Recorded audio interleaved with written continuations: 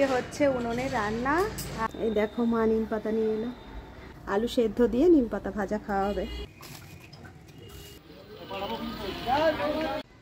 Hello everyone, good morning. আশা করছি তোমরা সবাই খুব ভালো আছো, আমরাও বেশ ভালোই আছি। ঠান্ডা তো পড়েই গেল আর সময়ও হয়ে গেল রোদে বসে থাকার। সকাল সকাল আজ দেখো নিচের সমস্ত কাজকর্ম সেরে চলে এসেছি ছাদে।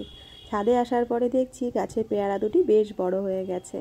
দেখো ছোট্ট ছোট্ট দুটি পেয়ারা কিন্তু এবছরেও হয়েছে, যদিও গাছটিও আমার খুবই ছোট। জানো তো একটা সময় আমার এই ছাদটিতে কত ফুল ফুটতো, বেগুন গাছ, লঙ্কা গাছ, এগুলো কত কিছু ছিল। এখন আর সেভাবে ছাদে কোনো যত্ন নেওয়া হয় না, ছাদের গাছগুলো সব মরে যাচ্ছে। ভাবছি ছাদে আর কয়েকটি মাত্র ফুল গাছ রেখে সমস্ত টবগুলো নামিয়ে একদম পয় পরিষ্কার করে নেব।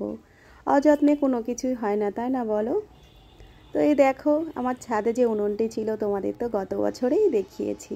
গত বছরে এই ছাদের উনুনটিতে কতবার রান্না করেছি, পিঠে পায়েস করেছি, তোমাদের সঙ্গে কম বেশি ভিডিও শেয়ার করেছি। আজ অনেক দিন পরে ছাদে চলে এসেছি রান্না বান্না করব বলে। দুটি ফুলকপি তোমাদের দাদা নিয়ে এসেছিল, ছাদে নিয়ে এসেছি। কিছু সবজি, কিছু বাসনপত্র সবই নিয়ে এসেছি। আর এদিকে দেখো আজ একটি নতুন জিনিস রান্না হবে। তোমরা তো অনেকেই চেনো, এটি হলো শুশনি শাক। আমার বাড়িতে আজ প্রথমবার রান্না হবে, তাই শুশনি শাকটা ধুয়ে আর সমস্ত জিনিসপত্র নিয়ে চলে এলাম ছাদে। তো এই দেখো উনুনটা জ্বালিয়ে আমি কড়াইটা বসিয়ে দিয়েছি, আর এই পাশে মা বসে বসে সব কেটে গুছিয়ে দিচ্ছে। শুশনি শাক হবে সেটা তো তোমাদের দেখালাম, তার জন্য যে লঙ্কা পেঁয়াজ কুচিয়ে দিয়েছে, আর এছাড়াও হবে ফুলকপি আলুর তরকারি। আর এইটার মধ্যে রয়েছে পুঁই মিচুরি। এই দেখো এটা কালই কেটে রেখেছিলাম, তো কাল অনেক তরকারি হয়ে গেছিলো বলে আর করিনি। উনুনটা দেখো কি সুন্দর জ্বলছে। অনেক দিন পরে আজ উনুনে রান্না হবে। আর এখানে যে কাঠগুলো রয়েছে এগুলো সব তোমাদের দাদাই কেটে একদম গুছিয়ে দিয়েছে। আর এই দেখো কি সুন্দর জ্বলছে। চলো প্রথমে এই শাকটা করব, রান্নাটা বসাই।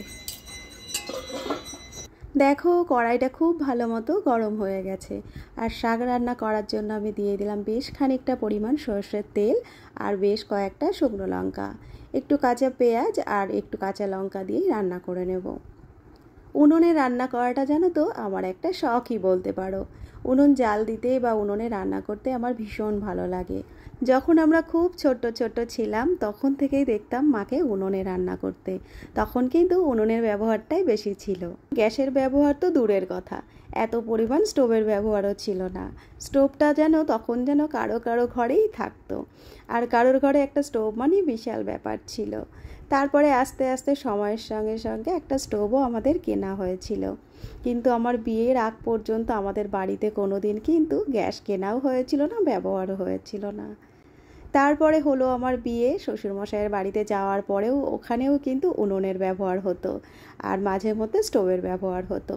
জানতেন না আমার শাশুড়ি মাও গ্যাসের ব্যবহার। আর তোমরা তো জানোই ওই সময় প্রত্যেকের বাড়িতেই কিন্তু মাটির উনুন ব্যবহার হতো, আর তেমনটা আমাদেরও হতো। পরবর্তীতে কয়েক মাস পরে আমরা চাকদায় যখন প্রথম এলাম, নতুন ঘর, নতুন সংসার, নতুন জিনিসপত্র, তার মাঝে আর গ্যাস কেনা সম্ভব হয়ে ওঠেনি।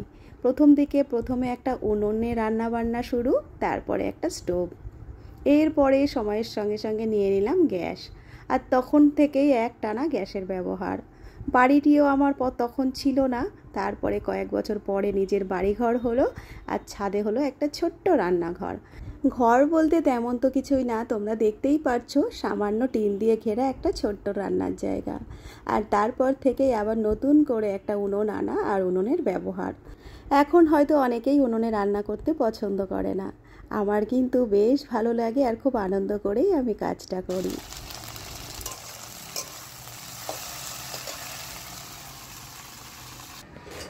দেখো ওদিকে হচ্ছে উনুনে রান্না, আর অনেকক্ষণ তো বসে রান্না করছিলাম তাই একটু উঠে এলাম। আর ওদিকে মা গেছে একটুখানি নিচে, আমাদের নিচে তো একটা ছোট্ট নিম পাতা গাছ আছে, সেখানে গেছে নিম পাতা পাড়তে। চলো দেখাই।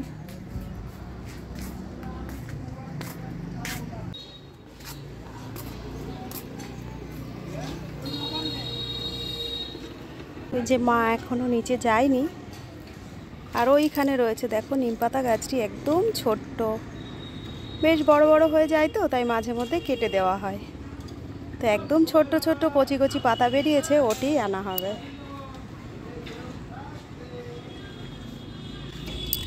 ওই দেখো মাও চলে গেছে।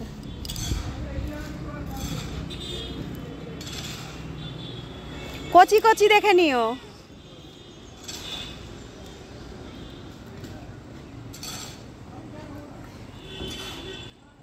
বাইরের দিকটায় যখন আসি ছাদে রান্না বান্না করতে, তখন কিন্তু একটা সুবিধে আমার আছে, একটু একটু রান্না করি আর বাইরের দিকটা একটু দেখি। তোমরা তো দেখতেই পারছো আমাদের বাড়ির সামনের দিকেই একদম মেন রোড, ওখান দিয়েই মেয়ের স্কুল বাসটাও যাওয়া আসা করে আর রাস্তাঘাট দিয়ে লোকজনও যাওয়া আসা করছে। আর এই পাশ দিয়ে যে রাস্তাটি রয়েছে সেটি চলে গেল একদম পাড়ার দিকে। তো ওইদিকে তো রান্নাটা বসিয়েছি, বসিয়ে মা কী করছিল দেখতে গেছিলাম। এখন কি রান্না হচ্ছে চলো তোমাদের দেখাই। পুঁই শাকের এই যে ছোট্ট ছোট্ট কচি কচি ফুলগুলো, যাকে আমরা পুঁই মিচুরি বলি, এটাই এখন রান্না হচ্ছে। আর এর মধ্যে আমি দিয়ে দিয়েছি একটু সর্ষে আর একটু পোস্ত বাটা। এনেছো? এই দেখো মা নিম পাতা নিয়ে এলো। কতগুলো এনেছো দেখি? বসো। আজ নিম পাতা ভাজা খাওয়াবে কি দিয়ে জানো তো? আজ আমরা আলু সেদ্ধ দেবো, আলু সেদ্ধ দিয়ে নিম পাতা ভাজা খাওয়াবে। ভালো লাগে না বলো? তোমরা কে কে খাও কমেন্ট করো। আর এই যে টমেটো আনা হয়েছে, টমেটোটা আনা হয়েছিল না নিচের থেকে। এই যে ফুলকপি রান্না হবে, ফুলকপির জন্য।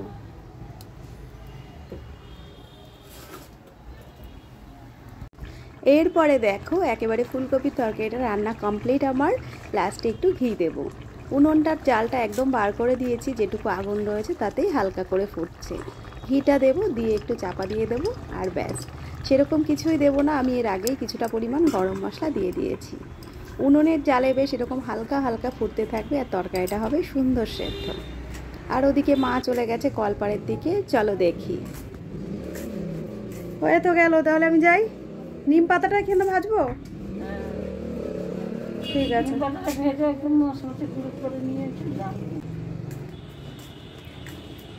সমস্ত কিছু হয়ে গেছে, এখন শুধু বাকি রয়েছে দেখো এই যে নিম পাতাটা।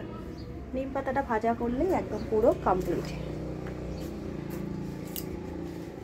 আর ওদিকে মা তো জামা কাপড় ধুচ্ছে মায়ের।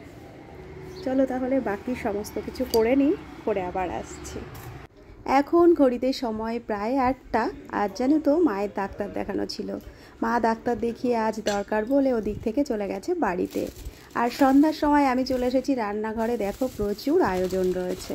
আজ আমাদের বাড়িতে এসেছে অনেক অতিথি।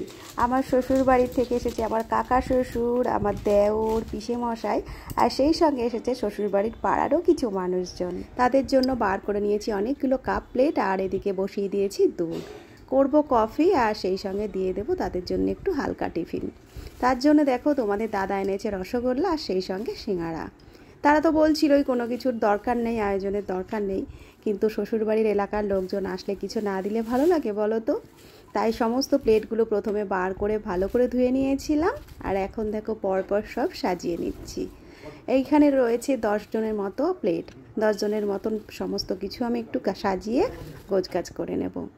আর আজ যারা এসেছেন তারা কিন্তু কেউ দেওর হয়, কেউ কাকা শ্বশুর হয়, কেউ ঠাকুমা হয়, তারা এসেছেন আজ একটু আমাদের বাড়িতে দরকারে। দেখো এখন হয়ে গেছে যাওয়ার সময়, তারা বাড়ির দিকে ফিরবে। এমনিতেই তো হয়ে গেছে অনেকটা রাত, তাদের তো তোমাদের আগে দেখায়নি, যেহেতু তারা এসেছে তাদের সঙ্গে একটু গল্প করছিলাম। এখন ফেরার টাইম হয়ে গেছে, ওদিকে তোমাদের দাদা গেছে ছাড়তে, আর আমি দূর থেকে দাঁড়িয়ে একটু ভিডিও করে নিলাম। তো এই ছিল আজকে সারাদিনের ব্লগ। আজকে সারাটা দিনের ব্লগ তোমাদের কেমন লাগলো জানিও। ভালো লাগলে একটা লাইক কমেন্ট করে রেখো, আর একটু বেশি ভালো লাগলে একটা সাবস্ক্রাইব করে রেখো পরবর্তী ভিডিওগুলো দেখার জন্য। আজকের ভিডিওটা তাহলে এখানেই শেষ করছি। সবাই খুব ভালো থেকো, সুস্থ থেকো। আবার খুব তাড়াতাড়ি তোমাদের সঙ্গে দেখা হচ্ছে পরবর্তী কোনো নতুন ব্লগে। সবাই খুব ভালো থেকো, সুস্থ থেকো, টাটা।